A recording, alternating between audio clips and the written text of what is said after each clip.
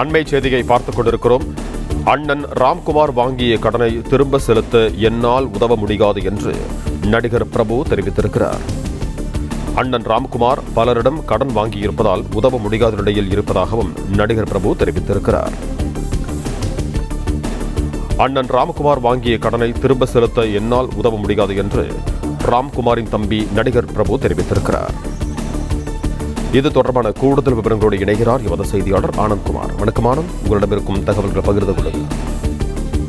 வணக்கம். அண்ணன் ராம்குமார் பெற்ற 3 கோடி ரூபாய் கடனுக்காக தனக்கு சொந்தமான சுமார் 150 கோடி ரூபாய் மதிப்பிலான சொத்துக்கள் முடக்கப்பட்டிருப்பதாக நடிகர் பிரபு தரப்பில் சென்னை உயர்நீதிமன்றத்தில் வாதிடப்பட்டிருக்கிறது.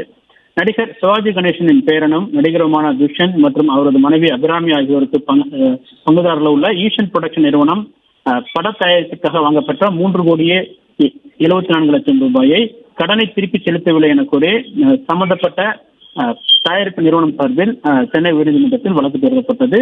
இந்த வழக்கை விசாரித்த சென்னை உயர்நீதிமன்றம் 9 கோடியே 39 லட்சம் ரூபாயை செலுத்த ஏதுவாக ஈசன் தயாரிப்பில் உருவான ஜெகதால கில்லாடி படத்தின் அனைத்து உரிமைகளையும் கடன் கொடுத்த தனபாக்கியம் என்டர்பிரைஸ் நிறுவனத்துக்கு வழங்க கடந்த 2024 ஆண்டு உத்தரவிட்டது. இதன் அடிப்படையில் அந்த உத்தரவை அமல்படுத்த வேண்டும் என கூறி தனபாக்கியம் நிறுவனத்தின் சார்பில் தொடரப்பட்ட வழக்கை விசாரித்த சென்னை உயர்நீதிமன்றம் நடிகர் ராம்குமார் மற்றும் சிவாஜி கணேசன் சொந்தமான வீடு உள்ளிட்டவைகளை பொது ஏலம் மூலமாக விடுவதற்கு ஜப்தி செய்து உத்தரவிட்டது.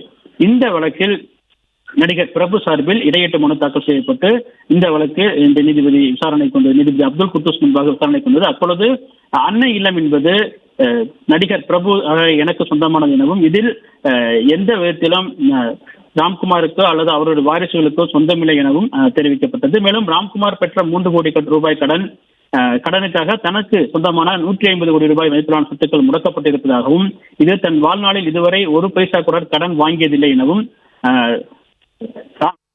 பிரபு தரப்பில் தெரிவிக்கப்பட்டது. அப்போது குறுக்கிட்ட நீதிபதி, ராம்குமார் உங்களுடைய சகோதரர் தானே, ஒன்றாகத்தானே வாழ்ந்து வருகிறீர்கள், அந்த கடனை தற்போது நீங்கள் செலுத்திவிட்டு பின்னர் அவரிடம் இருந்து பெற்றுக் கொள்ளலாம் என யோசனை தெரிவித்தார். இதற்கு பதிலளித்த பிரபு தரப்பு வழக்கறிஞர், இது போன்று யாருக்கும் உதவ முடியாது எனவும் நிறைய பேரிடம் ராம்குமார் கடன் பெற்றிருப்பதாகவும் தெரிவித்தார். மேலும் அவர் பெற்ற கடனுக்கு தாம் எந்த வகையிலும் பொறுப்பேற்க முடியாது எனவும் பிரபு தரப்பில் வாதிடப்பட்டது. இதனையடுத்து வழக்கினுடைய விசாரணையை வருகிற 8ஆம் தேதிக்கு நீதிபதி தள்ளி வைத்து உத்தரவிட்டிருக்கின்றார்.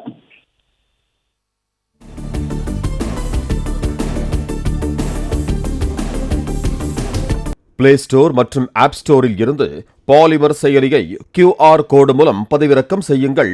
செய்திகளை உடனுக்குடன் பெறுங்கள்.